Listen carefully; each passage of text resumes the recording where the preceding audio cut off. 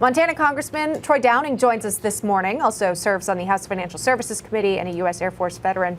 Sir, welcome into First Edition. This is shocking, all the fraud that's being committed. Is there more out there that the DOJ still hasn't uncovered?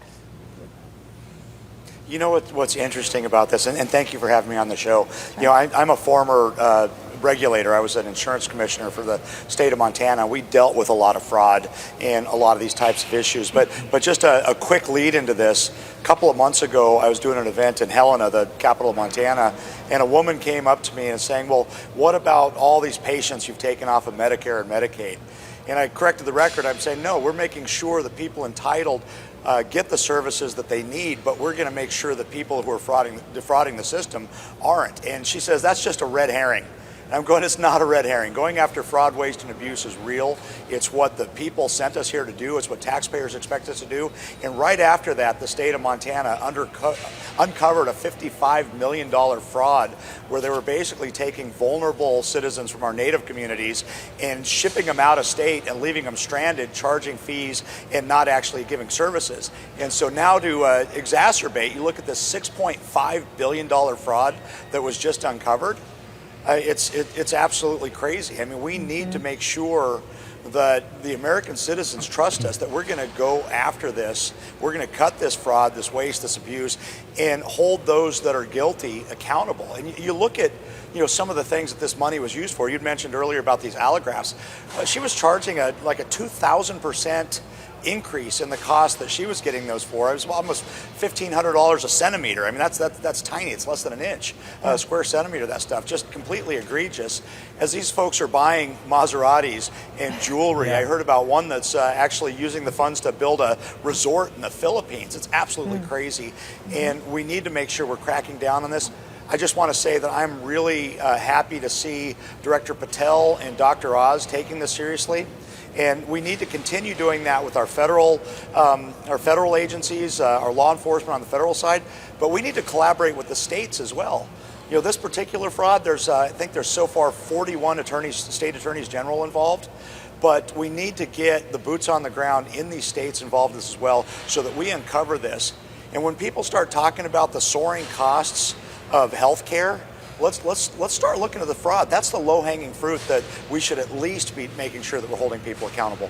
Yeah, and you know, there's the monetary side of this. There's the taxpayer money that was spent, and it's now fraud, obviously. But there's the human side of this. You know, these are hospices. Yeah. These are people that are relying on medical professionals for support, for guidance, and behind it all is what you're seeing here. These diamond necklaces and fancy homes. Well, you're right. It's horrible. And a lot of the fraud, when I was a regulator, we dealt with, you know, what involved seniors. They're a vulnerable population.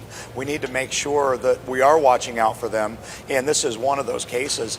But one of the things that I want to, just briefly touch upon is that collaboration between the states and the federal parts, because another issue that I dealt with when I was the regulator was Medicare Advantage fraud, and it ran rampant. We had, sports figures from the 70s and TV figures that were in Montana selling lead generator Medicare Advantage programs where there may not be a network. So in lay terms, a doctor or provider in their city, their county, and sometimes the whole state.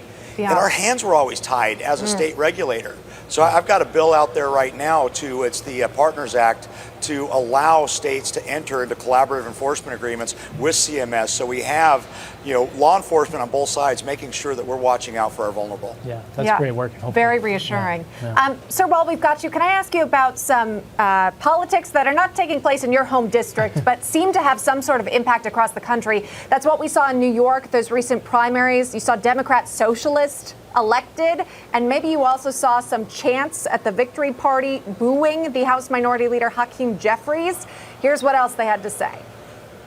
Next, you're next, you're next, you're next, you're next. Okay, that's the message to Hakeem Jeffries, establishment Democrat, right? You're next. He's going to be out. What do you think about what's happening, at least this new socialism trend within the Democratic Party? We're seeing the all-new Bolshevik revolution. It's crazy to see that. And I think about, I went to high school in the 80s, And back then, the worst thing you could call someone, fighting words, is call somebody a communist. And now we've got this whole revolution trying to push that way.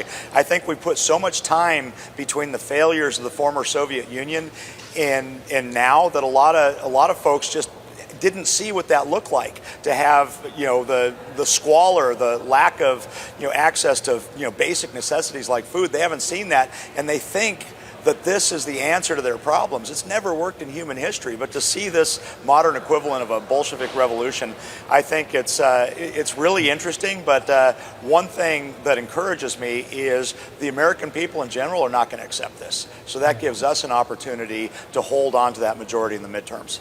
Yeah. And you look who's voting. It's a lot of young people here in these sanctuary cities, these liberal strongholds. Congressman Downing, thank you so much. We appreciate you coming on from the great state of Montana.